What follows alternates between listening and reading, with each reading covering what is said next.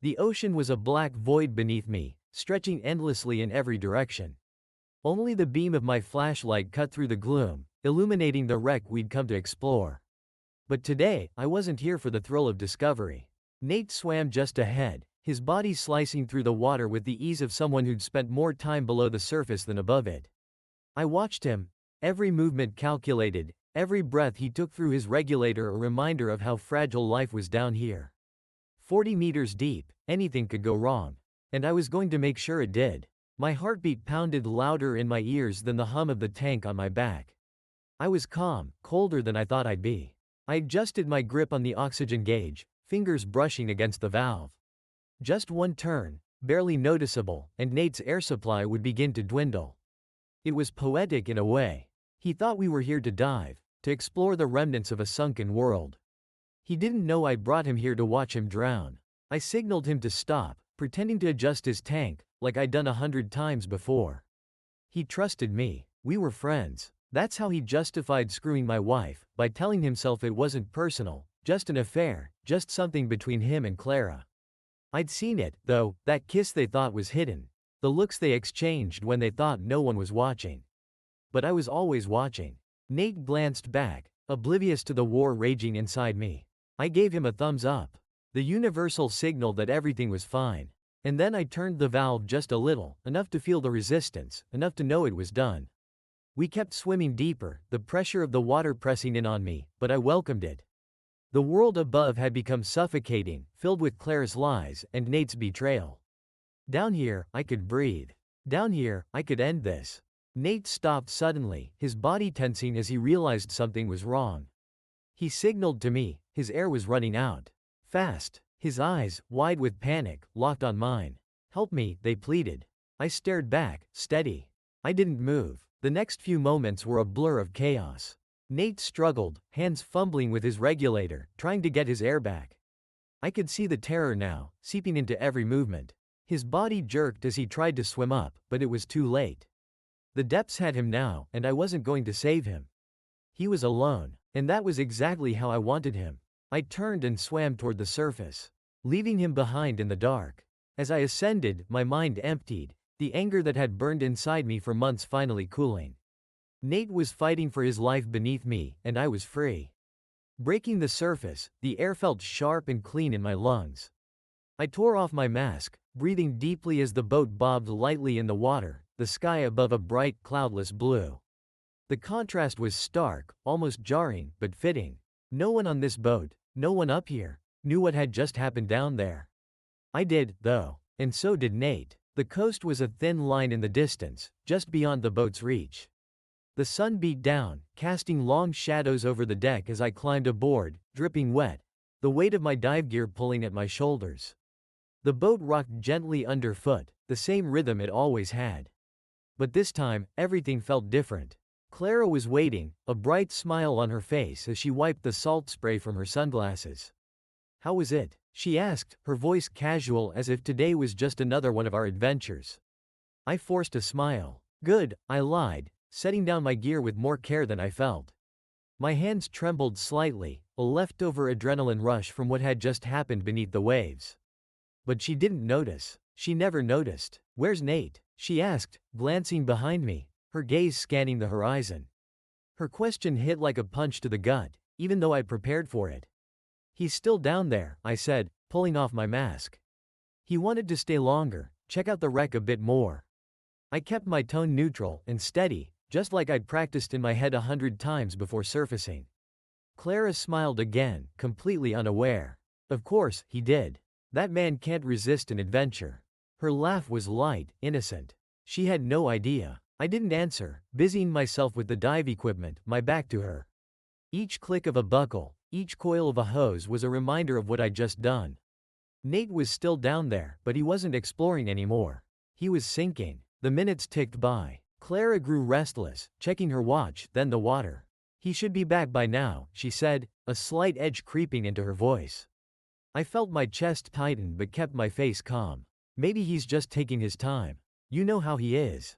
She nodded, though her expression didn't quite match the casual agreement she'd offered. "Yeah, I guess." She stood, pacing the deck. "But it's been almost 45 minutes. That's too long, even for him. I didn't respond, focusing on the horizon, the endless stretch of blue sky and sea. A light breeze stirred the air, ruffling the surface of the water. To anyone else, it was a perfect day. To Clara, it was about to become her worst. I'm going to call the Coast Guard, she said suddenly, the first trace of panic slipping into her voice. This isn't right. I nodded, watching her dial the number, her hands shaking now. As she spoke to the operator, her voice urgent, I stood by, silent, offering nothing. There was no point in trying to stop her. Let them come. Let them search. They wouldn't find anything except a body lost to the depths. The wait felt like an eternity. Clara paced back and forth, her worry growing more palpable with each passing second. What if something happened? She asked, her voice trembling now. It's possible, I said, keeping my tone flat as if the thought hadn't crossed my mind 100 times already. Diving can be dangerous. Her face paled, the reality of it starting to sink in. But Nate, he's experienced. He wouldn't just. I interrupted, my voice firmer than I intended.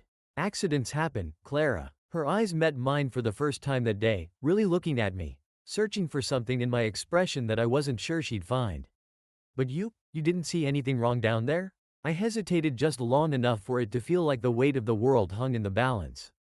Then I shook my head. No, everything seemed fine. That was enough to push her into full panic mode.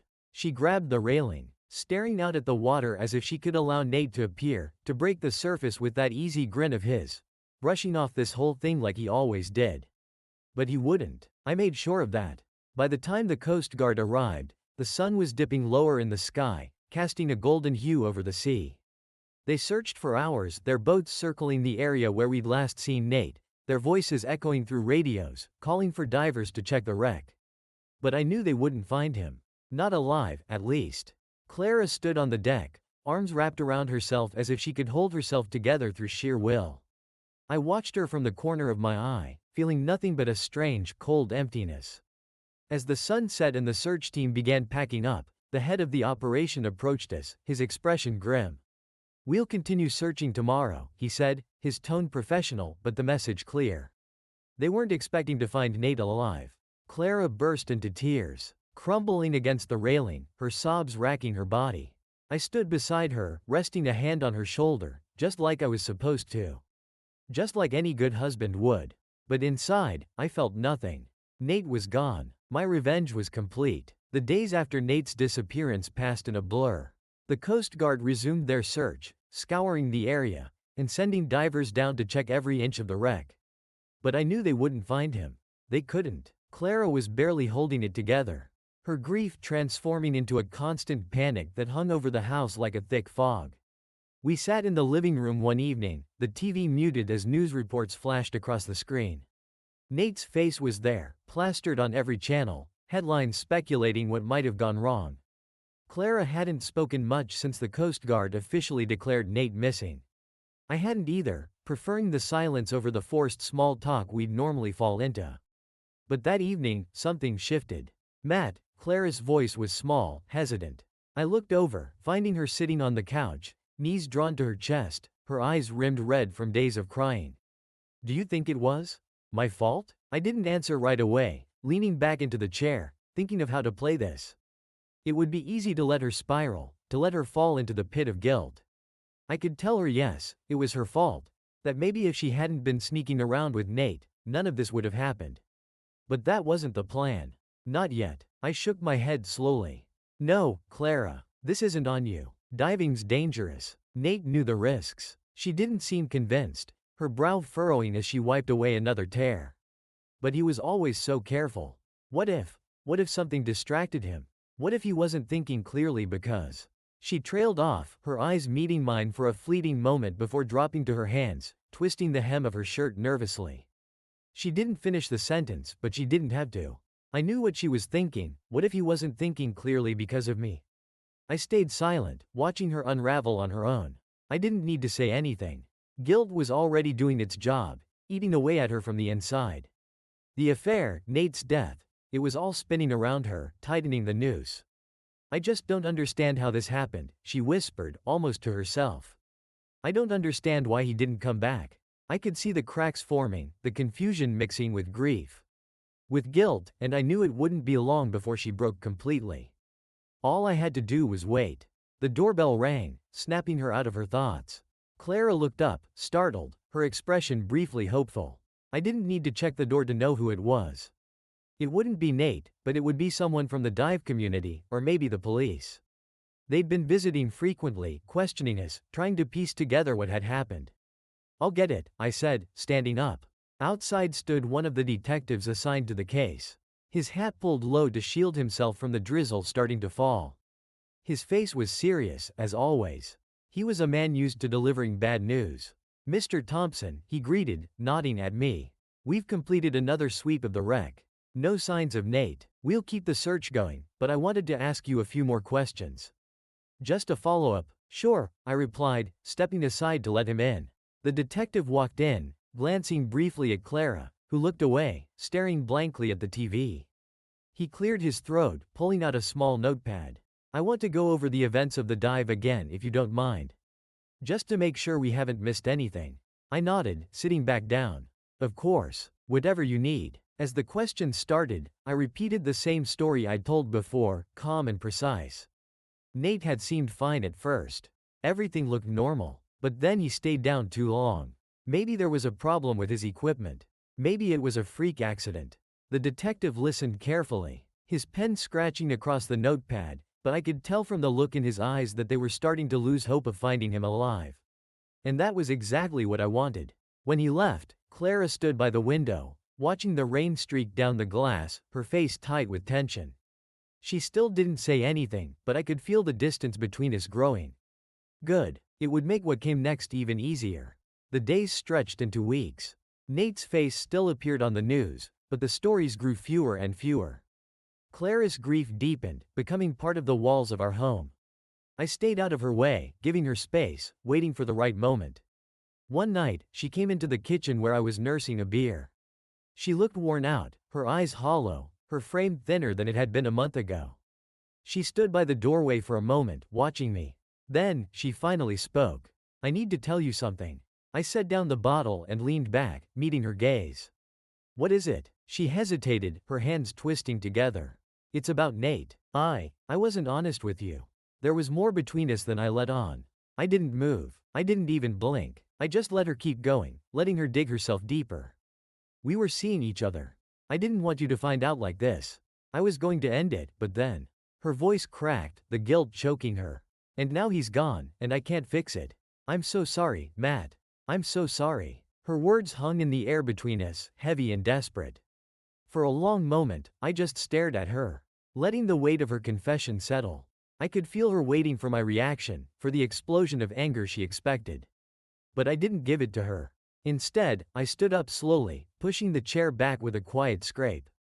I walked over to her, standing just inches away. Her eyes filled with tears, her lip trembling, and for a moment, she looked like she might collapse right there. "You think this is about you and Nate?" I asked, my voice low and cold. She blinked, confusion mixing with fear in her expression. "You think I didn't know?" Her breath caught in her throat, the realization dawning on her. I watched it happen, the slow understanding that I had known all along. "I knew, Clara," I continued, my words measured. "I've known for weeks. And now you have nothing." Her face crumpled, the weight of my words hitting her like a tidal wave. "What do you mean?" "I mean I'm leaving." I turned, walking to the door. "I've already cleared out our accounts. The house is sold. You have nothing left. Matt, wait," she cried, rushing after me. But I didn't stop, didn't turn back. The door slammed behind me, her sobs echoing through the empty house. The night air was cool, almost crisp, as I walked away from the house. The sound of Clara's sobs still echoed faintly in my ears, but I didn't look back. I'd already spent too long pretending everything was normal, pretending I could forgive her, pretending I hadn't seen what I'd seen. I wasn't sure where I was going. I just knew that wherever it was, it had to be far away from here. From her, from Nate, from the entire mess that I'd been forced to live in for months. My car was parked around the corner, just out of sight of the house, loaded with the last of my things. I hadn't left much behind, just enough to keep up the illusion a little longer. The engine roared to life as I pulled away from the curb, the headlights cutting through the darkness. The streets were empty and silent, except for the faint buzz of the power lines overhead. The whole world felt deserted, like I was the last person left standing in the ruins of a life that had been falling apart for a long time. As I drove, my mind wandered back to the dive. The way Nate had panicked, the way he'd fought for breath, for life. The memory didn't bother me anymore. In fact, there was something almost satisfying about it. Nate had gotten what he deserved. Clara had, too, in her own way. But now I needed to disappear. Completely. I'd already set things in motion. The bank accounts were drained, the house was sold, and the money was sitting in a safe place, waiting for me. A new identity, a new life, everything I needed to start over was ready. I'd spent months preparing for this moment, planning every detail, making sure no one could follow me, no one could find me. The highway stretched out in front of me, a long ribbon of asphalt that seemed to go on forever. I pressed the gas pedal a little harder, the car responding with a smooth surge of power. Freedom was just a few hours away. All I had to do was drive. A part of me wondered what Clara was doing now, back in that empty house. Maybe she was still crying. Maybe she was trying to figure out how to fix everything, how to salvage whatever was left of her life. It didn't matter anymore. I wouldn't be there to see it. I didn't regret leaving her. I didn't regret what I'd done to Nate. The guilt that most people would feel, the guilt Clara was drowning in, had never touched me. I'd spent too much time watching them, seeing the betrayal unfold in front of my eyes, to feel anything but cold, calculated satisfaction. The road stretched on, and as I crossed the state line, I let out a breath I hadn't realized I was holding. This was it, the beginning of my new life. No more Clara, no more Nate, just me and the future I planned for. I glanced in the rearview mirror, watching the past fade into the distance behind me, and then I looked ahead, toward the horizon. There was nothing left to hold me back now. Back at the house, Clara was still in shock. She stood in the middle of the living room, the remnants of our life together scattered around her. The house felt emptier than it ever had before, the silence heavy and oppressive. My words echoed in her mind, "You have nothing left." She stumbled toward the bedroom, her hands shaking as she opened the closet. Empty. My clothes were gone. The dresser drawers were empty, too. It was like I had vanished into thin air. She reached for her phone, her fingers fumbling as she dialed my number, but it went straight to voicemail. Again and again, she tried, but there was no answer. Panic began to set in. She ran to the kitchen, frantically opening the cabinets, searching for something, anything that could give her a clue as to what had happened. But everything of mine was gone. The bank accounts were empty. She'd already checked earlier in the day, thinking it was some kind of mistake. But it wasn't. I'd taken everything. The reality of it started to sink in, and her knees buckled beneath her.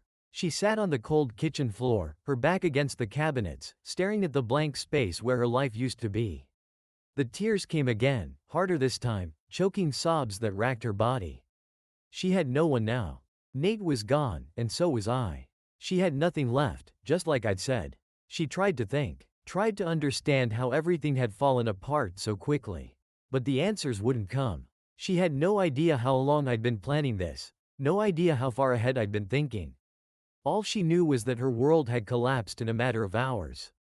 In the middle of her breakdown, the doorbell rang. Clara froze, her breath catching in her throat. For a second, she thought it might be me. That maybe I'd come back. Maybe I hadn't meant what I said. But when she opened the door, it wasn't me.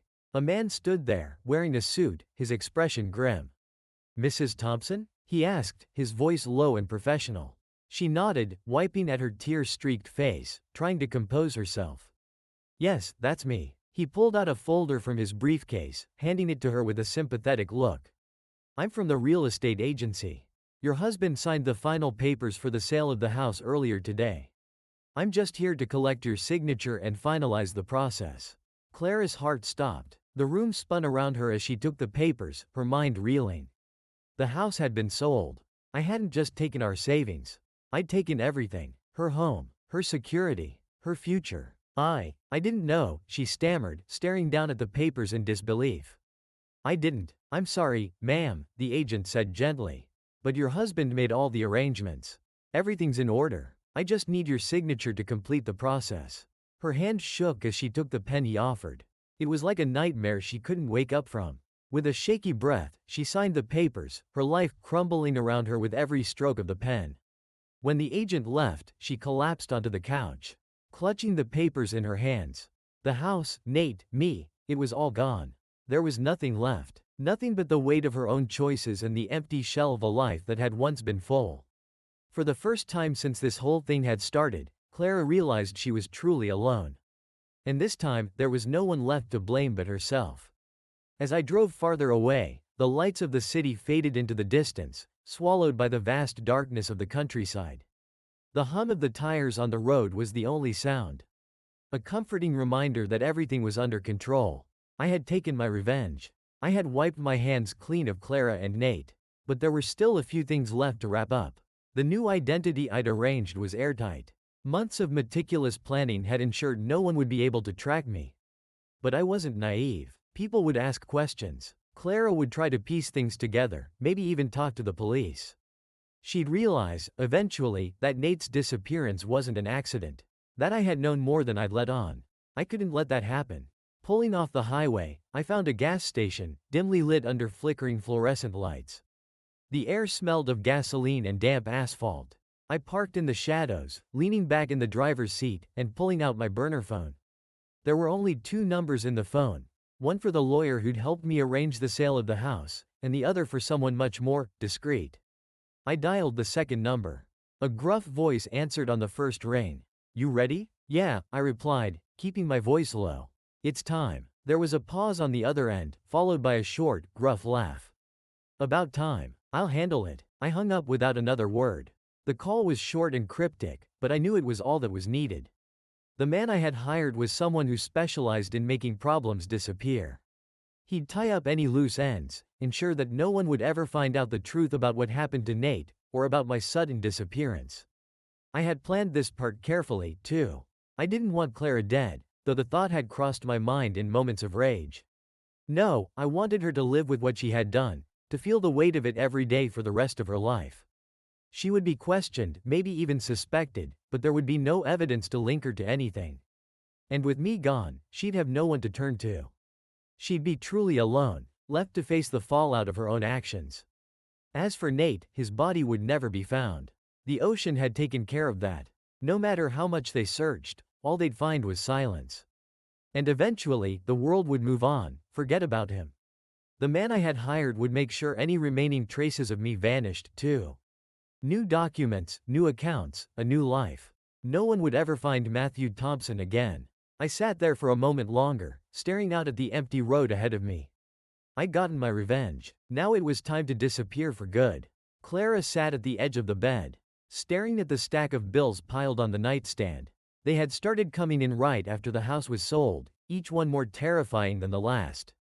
Utilities, credit cards, and even notices from banks she didn't recognize. It was as if her life had imploded overnight. The house sale had covered a few months of payments, but without my income, she couldn't keep up. Worse, the lawyer who had handled the sale hadn't returned her calls. Every time she tried, it went straight to voicemail. She had no idea how the money had been transferred, or where it had gone. And then there was Nate. The police had called a few times to ask follow-up questions about his disappearance.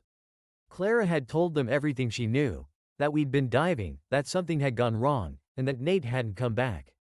But she hadn't told them the whole truth. She hadn't told them about the affair. Now, sitting in the wreckage of her life, she wondered if she should have. Maybe if she'd been honest from the start, none of this would have happened. Maybe Nate would still be alive. Maybe I wouldn't have left. But deep down, Clara knew the truth. I had known about her affair long before she'd ever confessed. I had orchestrated everything, and she hadn't even seen it coming. She thought back to the moment when I left, the cold, emotionless way I had walked out, the house sold from underneath her, our money gone.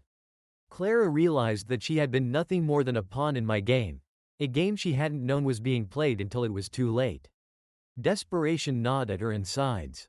She hadn't eaten in days, and sleep was elusive, haunted by the same dream every night. Nate, struggling underwater, his face twisted in terror as his air supply ran out, and I, watching from a distance, unmoving, unfeeling.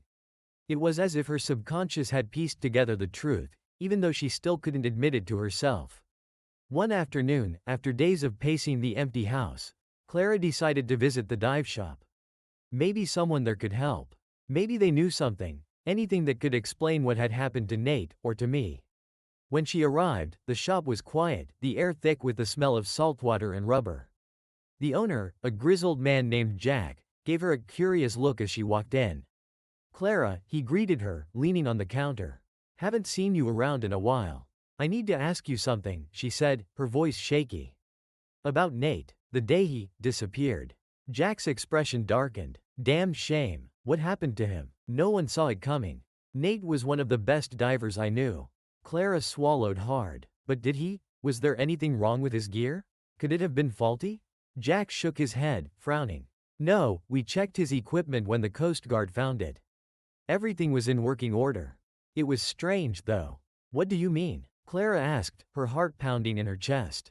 Jack leaned in closer, his voice low. "His oxygen tank, it was full.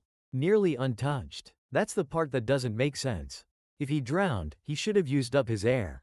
But he didn't." Clara's blood ran cold. Nate hadn't run out of oxygen. He hadn't drowned because of faulty equipment.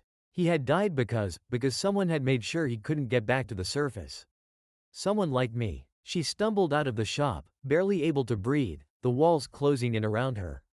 Everything she had been trying to avoid, to suppress, rushed to the surface all at once. The affair, Nate's disappearance, my sudden departure. It all fits together now, pieces of a puzzle she had never wanted to see. I had known. I had planned it. I had killed Nate. The realization hit her like a freight train, and she sank to the sidewalk, gasping for air, tears streaming down her face. There was no one left to blame but herself. A few months had passed since I disappeared, and life was exactly how I'd imagined it would be, quiet, clean, and free from the weight of Clara and Nate. I had settled in a small coastal town under a new name, far from anyone who might recognize me. The locals knew me as Ryan Matthews, a man with no past and few words, someone who liked his privacy. And they respected that. It was peaceful. The mornings were spent walking along the empty beaches, the ocean stretching endlessly before me. I found solace in the rhythm of the waves, a sharp contrast to the storm that had brewed in my old life. The town was quaint, a place where no one asked too many questions. And everyone minded their own business. It was perfect. But peace, I had learned, was fragile. One evening, as I sat on the porch of my small, rented house, watching the sun dip below the horizon, my phone rang. I wasn't expecting a call, very few people had the number, and those who did were part of the new life I had carefully built. I picked it up cautiously. "Ryan," a familiar voice said, the tone flat and businesslike. It was the man I had hired to tie up the last loose ends. "What is it?" I asked, feeling a flicker of anxiety in my chest. "There's been a development," he said. "Clara's been talking." I leaned forward, the phone pressed tightly to my ear. "Talking? About what?" "Nate. The police have been asking more questions, and she's starting to crack. She's not accusing you directly, yet, but she's getting close.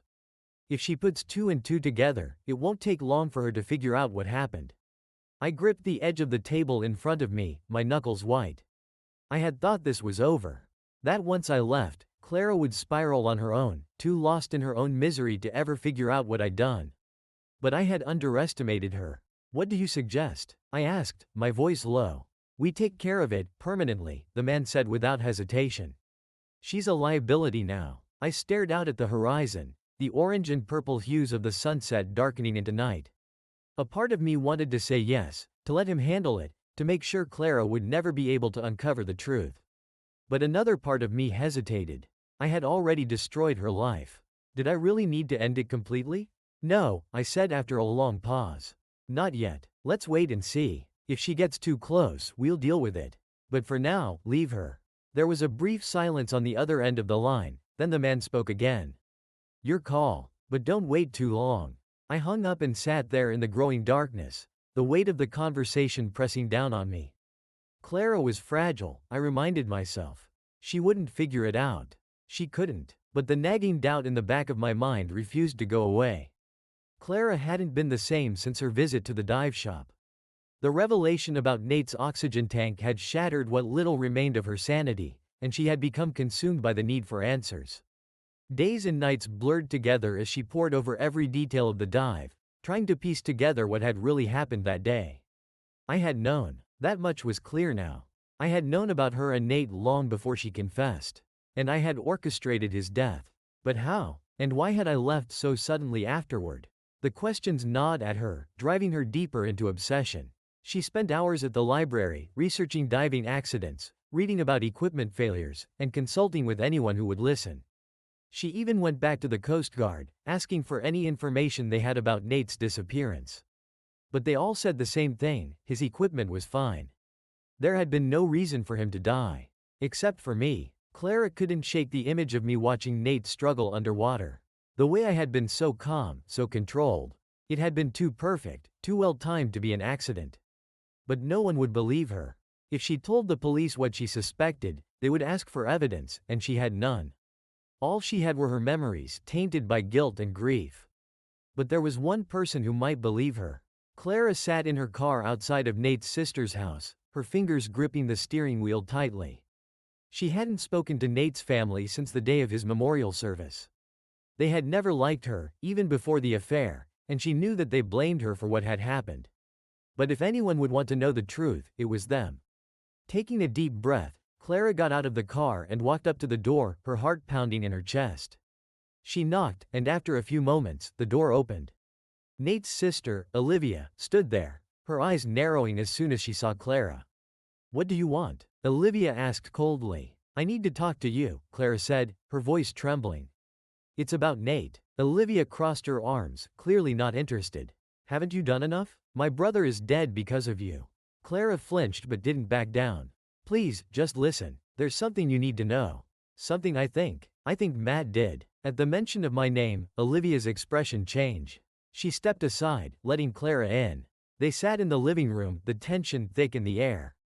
"Go on," Olivia said, her voice hard. Clara took a deep breath and began to explain everything: the affair, the dive, the strange details about Nate's equipment. She told Olivia about the realization she had come to, about how I had likely sabotaged Nate's dive, and how I had disappeared shortly afterward, taking everything with me. When she finished, Olivia sat in stunned silence. For a moment, Clara thought she wouldn't believe her, that she had made a terrible mistake coming here. But then Olivia spoke, her voice cold and measured. "If what you're saying is true, then Matt killed my brother. And I won't stop until he pays for it." Clara's heart raced. She had finally found an ally, someone who would help her uncover the truth. But as she looked into Olivia's eyes, she saw something that unnerved her, a deep, burning hatred that mirrored the darkness I had shown that day underwater. Together, they would find me. But Clara couldn't shake the feeling that when they did, she might not survive the confrontation. I was 2 states away by the time I realized I was being followed. At first, it was just a hunch, a feeling of unease that crept up on me during my usual morning walks or while driving down unfamiliar roads. But soon, the signs became impossible to ignore. A car parked too long at the end of the street. The same man lingering in the grocery store aisle. The subtle clicking of a camera shutter when I crossed the street. It was Clara. I didn't need proof, I could feel it. She was closing in, and if Clara had found me, it meant she wasn't alone. Nate's family must be involved. They wouldn't let his death go unanswered, and I was the only person who could answer it. I had been careful, so careful. Every move I made since leaving was calculated, designed to erase Matthew Thompson from the face of the earth. I had switched identities, changed my appearance, and cut ties with anyone who could connect me to my old life. But Clara was relentless, driven by guilt, rage, and a burning need for answers. She wouldn't stop until she found me, until she knew the truth. And now she was too close. I paced the small kitchen of my rental house, running a hand through my hair. The house was quiet, the only sound coming from the clock ticking on the wall. I needed to think. I had always been 2 steps ahead of Clara, outsmarting her at every turn. But now, for the first time, she was catching up. What did I miss? I pulled out my burner phone and dialed the one number I still had memorized, my heart pounding in my chest as the call connected. "Yeah?" The voice on the other end was rough, impatient. "It's me," I said. "We've got a problem." There was a pause, then a low chuckle. "What did I tell you, Matt? Should have let me handle her when you had the chance." I gritted my teeth, regret gnawing at the edges of my mind. I didn't think she'd get this far. Well, she did. And now you've got 2 options. Run, or deal with her for good this time. I leaned against the counter, staring out the window at the empty street beyond. Running was always an option. But it was starting to feel less and less like one. Clara would keep chasing me, and now that Nate's family was involved, they had resources.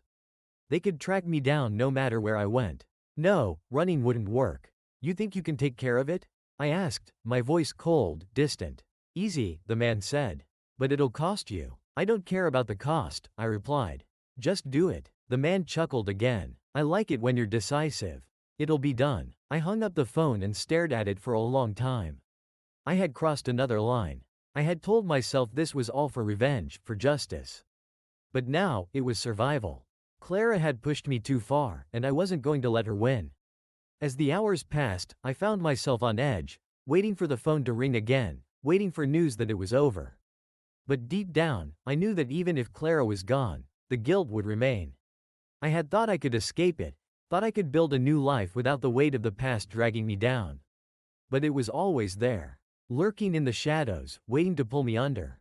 By nightfall, I still hadn't heard back from the man I'd hired. I poured myself a drink and sat on the porch, watching the last rays of sunlight disappear over the horizon. The town was quiet, too quiet, as if the world around me was holding its breath, waiting for the inevitable. I had just taken a sip when my phone rang. I answered immediately, my pulse quickening.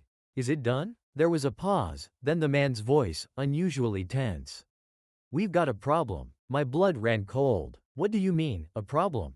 Clara's not alone. She's got help. Nate's sister, I think. They're asking too many questions, and getting too close. I can take care of Clara, but the sister's another story. She's dangerous. I cursed under my breath. I had expected Clara to crack under pressure, but Olivia was a wild card. She wasn't just seeking answers, she wanted blood. Nate's death had left a hole in her life, and she wouldn't stop until she filled it with revenge. Do whatever you have to do, I said, my voice sharp. But finish it. The man sighed. It's gonna take more time and more money. Olivia's no fool. She's got people watching her, making sure she doesn't get too close. This isn't just a cleanup job anymore. It's a full-scale operation. I clenched the phone tighter. This was spiraling out of control. I had underestimated Clara's resolve, and now I was paying for it. How long? I asked, trying to keep my voice steady. Couple weeks, maybe less. But you need to be ready. They know you're still out there, and they're getting closer every day. I hung up without responding, my mind racing. I had thought I was untouchable, that I had buried my past so deep no one would ever find me. But now, Clara and Olivia were digging, and if they found me, everything would come crashing down. I couldn't let that happen. The next few days passed in a haze of paranoia.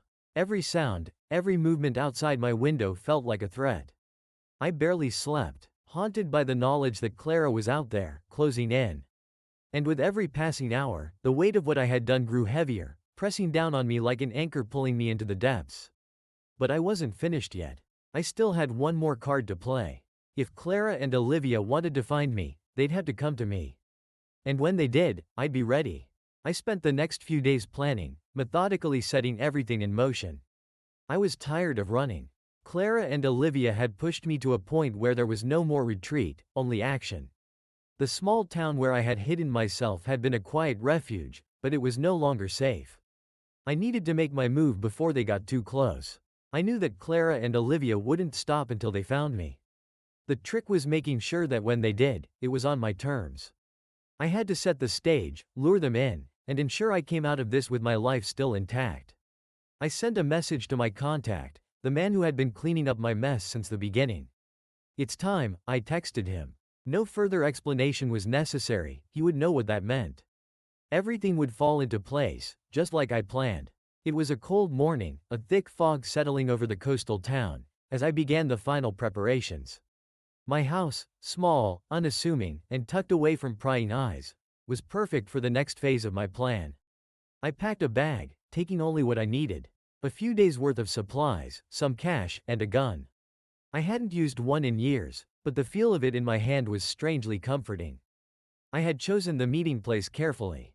An abandoned fishing dock on the outskirts of town was rarely visited and even more rarely patrolled. There were no neighbors to hear the inevitable confrontation, no one who would ask questions. Just me, the water, and the endgame. I sent a message to Clara using a burner phone, an anonymous text that would pique her curiosity and force her to act. I know what you're looking for. Meet me at the docks, tonight at 9. Come alone, or the truth dies with me. Quote. The bait was set. I didn't expect Clara to come alone, of course. Olivia would be with her, maybe even others. But that didn't matter. I had planned for every possibility. All that was left was to wait. The day passed slowly, each hour dragging longer than the last. I went through the motions, making sure everything was ready, double-checking my escape route, and running the plan through my head one final time. As dusk approached, the fog thickened, turning the landscape into a ghostly blur of shadows and shapes. I left the house just as the sun disappeared behind the horizon, making my way to the dock. By the time I arrived, it was fully dark. The only sound was the gentle lapping of the water against the wooden pylons. The dock stretched out into the water like a forgotten relic, weathered and decaying, much like the situation I found myself in. I stood at the end of it, staring out into the mist, waiting for them to show. At exactly 9 p.m., I saw headlights in the distance, cutting through the fog like searchlights. They parked 100 feet away, and the silhouettes of two women emerged from the car. Clara and Olivia. I knew they'd both come. They were cautious, keeping their distance at first, scanning the area for any sign of danger. But they didn't know what I knew. There was no running this time. Clara was the first to speak, her voice trembling slightly as it echoed over the water. "Matt, we're here. We want answers." Her words hung in the air for a moment, and I could feel the tension rising. I stepped forward, my figure barely visible in the mist. "You came for the truth," I called back. "But are you ready to hear it?" Clara took another step forward, Olivia right behind her. They were closer now, close enough that I could see the determination in Clara's eyes and the anger in Olivia's. They thought they had me cornered, that they'd finally catch the man responsible for Nate's death. They didn't realize how far I was willing to go. "Tell us what happened to Nate," Olivia demanded, her voice hard, unforgiving. I let the silence stretch for a moment, savoring the power I still held. Then, finally, I spoke. "I killed him," I said, my voice steady.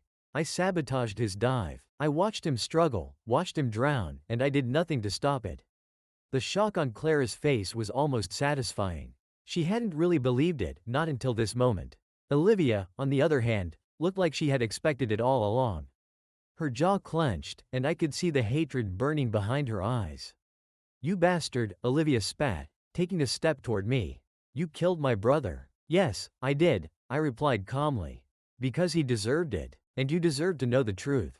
Clara's voice cracked as she asked the question she had been dreading. "Why, Matt? Why did you do it?" I sighed, shaking my head slightly. "You betrayed me, Clara. You and Nate both. I wasn't going to let you get away with it. I wasn't going to let him steal everything from me." Clara shook her head, tears welling up in her eyes. "You could have left, Matt. You could have walked away." "I did walk away," I said coldly. "But not before making sure you both paid the price." Olivia's patience snapped. She lunged toward me, but I stepped back, drawing the gun from my waistband.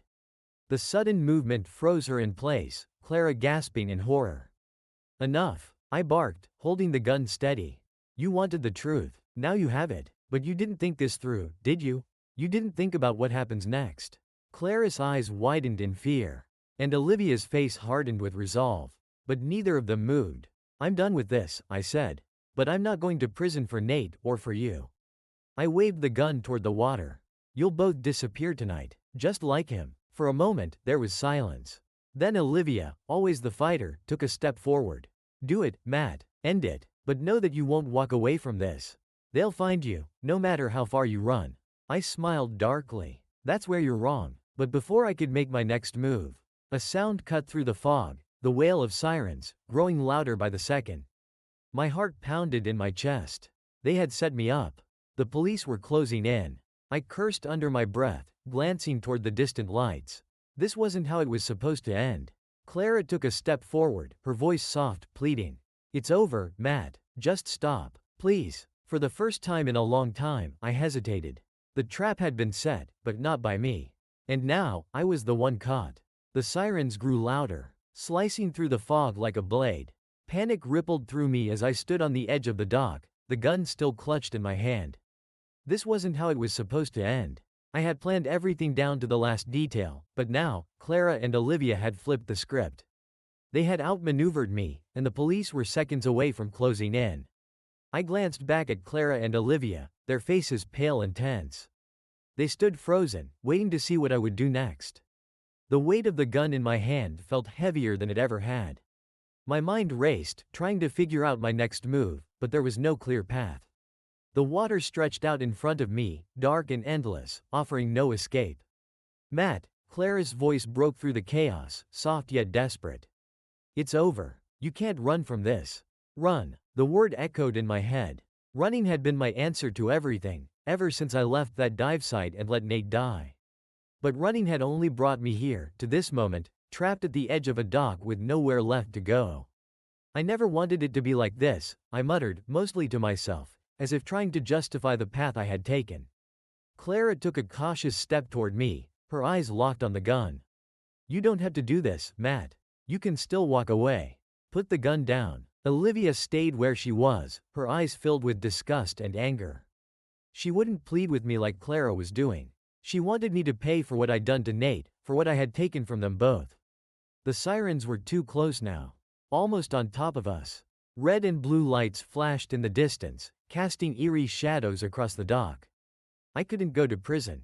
I wouldn't. In a split-second decision, I turned and bolted down the dock, away from the lights, toward the small boat I had tied up earlier as my backup escape plan. The wind whipped through my hair as I sprinted, my heart pounding in my chest. I could hear Clara yelling my name, but her voice was drowned out by the sound of my own frantic breathing. The boat came into view. A small motorized skiff that I had prepared for this exact moment. I jumped in, fumbling with the ignition, my fingers trembling as I tried to get it started. The engine sputtered to life just as I heard footsteps behind me. Matt, stop, Olivia shouted, her voice filled with rage. I glanced over my shoulder and saw her charging toward me, Clara a few steps behind. Without thinking, I aimed the gun at them, my hand shaking. They froze, the horror on their faces evident. I don't want to do this. I yelled, but my voice cracked. I had lost control of the situation, of myself. Everything was spiraling, and I was grasping at any thread that could save me. Then don't, Clara said softly, tears in her eyes. Just stop, Matt. It's over. I hesitated, my finger hovering over the trigger. But before I could make my next move, the sound of a boat engine roared in the distance. I whipped my head around and saw another skiff approaching, cutting through the fog at full speed. The police had found me.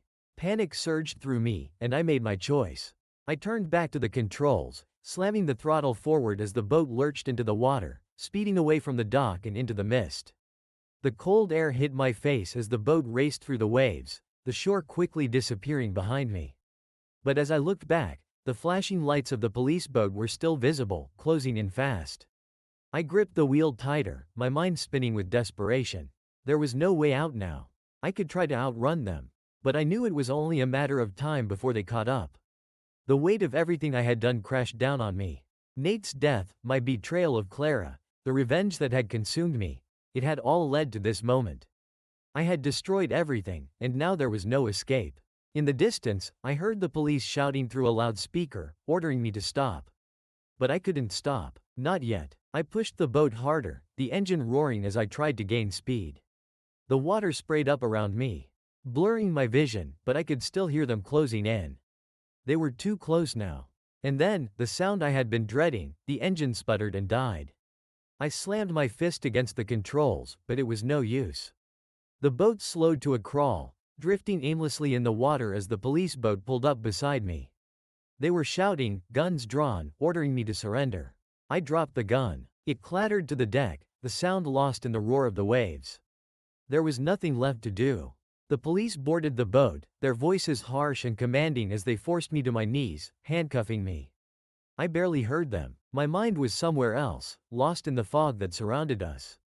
I had come so far, done so much, and for what? Revenge? Justice? None of it mattered anymore.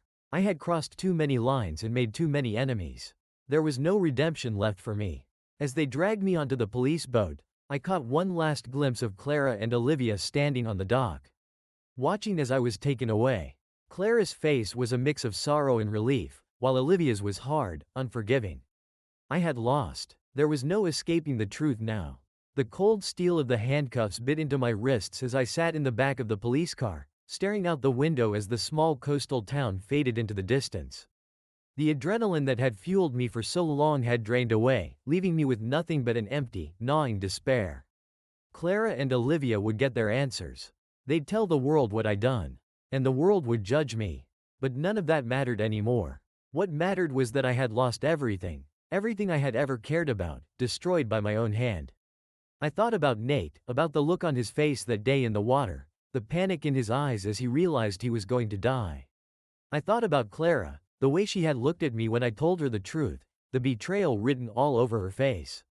And I thought about the man I had become, the man who had once loved his wife and his life but had thrown it all away for revenge. The police station loomed ahead, its lights cold and sterile against the night sky. I felt the weight of it all pressing down on me, suffocating me. There was no going back now. As they led me inside, I caught a glimpse of my reflection in the glass doors. The man staring back at me was a stranger, a hollow, broken shell of who I used to be. The interrogation room was as bleak as I expected. They sat me down, hands still cuffed, under the harsh fluorescent lights. The officer across from me flipped open a file. His expression unreadable. "Matthew Thompson," he said slowly as if savoring the weight of my name. "You got a lot to answer for." I didn't respond. What was there to say? They already knew. Clara had told them everything, and I had admitted to it all. There was no point in denying the truth anymore. The officer leaned forward, his eyes narrowing. "Tell me, Matt, why did you do it? Why kill your friend? Why ruin your life?" I stared at him for a long moment, the question echoing in my mind. Why? I had asked myself that same question 100 times, but I still didn't have an answer. All I knew was that I had been driven by something dark and twisted inside me, something that had taken control the moment I realized Clara had betrayed me. Because I couldn't let him win, I finally said, my voice barely more than a whisper.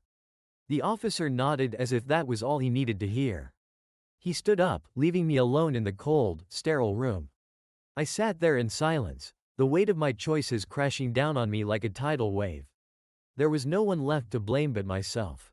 I had destroyed my life, and now I would pay the price. Revenge had consumed me, and now it had left me with nothing but the ruins of a life I barely recognized. The trial moved faster than I expected. In the end, my guilt was never in question. I had confessed to everything: the sabotage, the betrayal, the cold-blooded murder of Nate, and the destruction of my marriage. The evidence piled up, and the prosecution hardly needed to put up a fight. They had me dead to rights. As I sat in the courtroom, the weight of my actions bore down on me like an anchor, dragging me deeper into the darkness I had created for myself. I watched Clara on the witness stand, her eyes hollow as she recounted the events that led to Nate's death. Olivia sat beside her, her face hard with barely concealed rage. I could see the hatred in her eyes, the desire for justice, for vengeance. And I couldn't blame her. I had taken her brother from her. I had shattered their lives as surely as I had shattered my own. When Clara's voice cracked as she described the moment she learned the truth, I looked away, unable to face the devastation I had caused. I had loved her once, with everything I had. Now, that love was a distant memory, buried under layers of bitterness, regret, and revenge. I had destroyed the one person I had sworn to protect. And for what? Pride? Anger? The truth was, I didn't even know anymore. The judge's voice cut through my thoughts as he prepared to hand down my sentence. I felt detached, like I was watching the scene from a distance, as if I wasn't really there. The words didn't matter. Whether it was 20 years or life without parole, I knew I wasn't walking out of that courtroom a free man. In the end, it was life. Life behind bars, where the only company I'd have was my guilt and the ghosts of those I had wronged. Nate's face haunted me, Clara's tear-filled eyes, Olivia's fury. As they led me away in chains, I caught one last glimpse of Clara. She was crying, but I couldn't tell if it was out of grief or relief. Maybe both. Her life would go on without me. As it should. For a moment, I almost felt something like hope. Maybe, with time, she would heal. Maybe she would find a way to move on, to build something new from the ashes of what I had destroyed. But for me, there was no hope. No redemption. The choices I had made had sealed my fate long before this moment. I had let my anger, my desire for revenge, consume me until there was nothing left but the hollow shell of a man who once had a future. As I stepped into the prison transport, the door clanged shut behind me, sealing me in. The metal bars were cold, but they were nothing compared to the coldness inside me. I stared out the window as the world blurred by, knowing that this was the last time I would see it without the barrier of a cell wall between us. I thought back to the moment it all began, the moment I learned about Clara and Nate. If I could go back, would I have done things differently? Would I have walked away before everything spiraled out of control? The answer was clear. I had crossed a line, and there was no going back. I had chosen this path, and now I had to live, or die, with the consequences. The transport slowed as we approached the prison gates, the tall, gray walls looming ahead, a reminder of the life that awaited me on the other side. A life of isolation, of silence, of regret. But in some ways, it felt fitting. This was the prison I had built for myself long ago, with every choice I made, every act of revenge I carried out. The walls, the bars, the chains, they were just physical representations of the prison that had been inside me all along. The gates creaked open, and the transport rolled forward into the courtyard. I took a deep breath, steeling myself for the life that awaited me. A life defined by my past, by my mistakes, by the man I had become. As the guards led me out of the transport and into the cold, sterile halls of the prison, I felt a strange sense of finality wash over me. This was it, the end of the road. I was no longer Matt Thompson, the husband, the friend, the man who once had everything. I was just a prisoner now, locked away for the rest of my life with the weight of my sins pressing down on me, as heavy and unforgiving as the bars that surrounded me. The door to my cell clanged shut, the sound echoing through the empty corridor. I sat down on the narrow cot, staring at the cold, concrete walls that would be my world from now on. I had gotten my revenge. But in the end, it didn't bring me peace. Only more pain, more emptiness. And now, all I had left was time.